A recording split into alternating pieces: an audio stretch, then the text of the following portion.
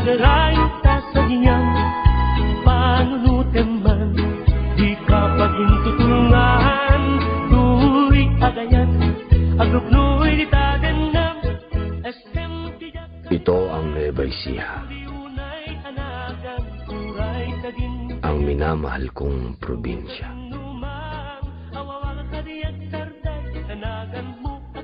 Lupang sinilangan ng aking mga ninuno.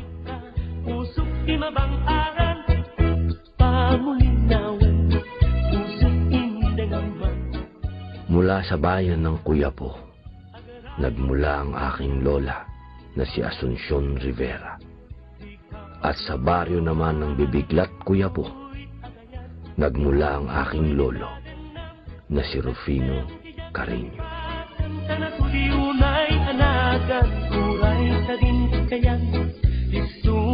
Sa kandungan ng lupain ng Quiapo, nakihimlay ang mga namayapang magulang ng aking mahal na ina na si Eva Rivera Carreño Padilla.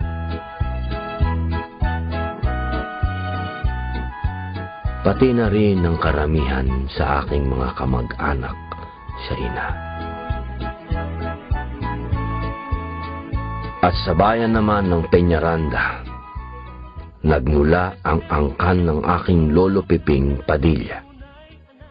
Katulad ng aking mahal na ama na si Roy Padilla Sr., ang kanyang itay ay minsan din naging mambabatas at gobernador ng isang probinsya. Si Lolo Piping ay sa lalawigan ng Bulacan at ang aking ama ay sa kalawakan ng Camarines Norte. Magkaparehong nag-ukit ng kasaysayan sa bawat pinagsilbihang probinsya.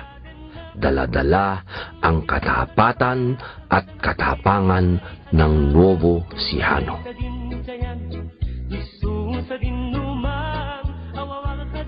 Katulad din nila'y nangarap akong magsilbi sa taong bayan.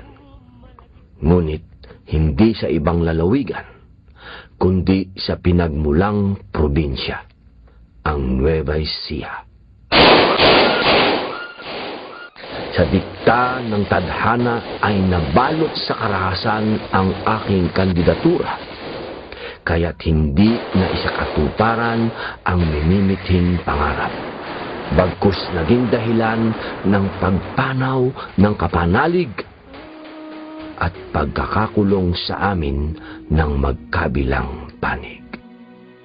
Noong 1995, nabilanggo si Robin sa kasong illegal possession of firearms. 3 taon ang inilagi niya sa munti at dito nagsimula ang kanyang pagbabagong buhay. Noong 1996, natagpuan niya ang Islam. Siya'y bininyagang Abdul Aziz. Sa loob ng piitan, nagpakasal siya kay Lizelle Sicangco, ang matagal na niyang live-in partner.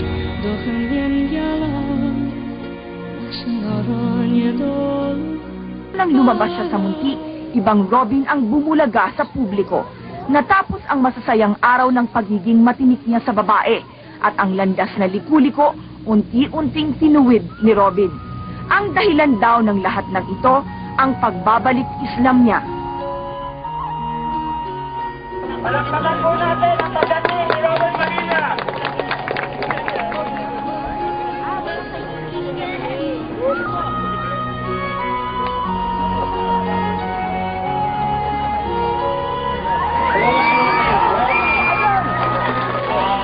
Muli ko pong pinapaalala sa inyong lahat. Tayo pong lahat na nandirito, Muslim at Kristiyano, Pilipino po tayong lahat.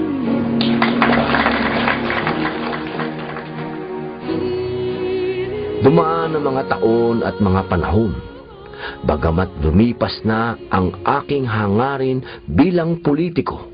Kailangan natin pasinungalingan na ang hulo ay magulo. Hindi totoo yan. Sismik lang yan! Samahan ninyo akong makiusap sa mga kapatid natin na mga Muslim at sa mga sundalo na itigil na natin ang inyong mga kahibangan. Pare-pareho tayong anak ng mahirap, rebelde, anak ng magsasaka. Sundalo, anak na magsasaka. Pagdating sa labanan, pareho kayong talo. Hindi kailanman nawala sa aking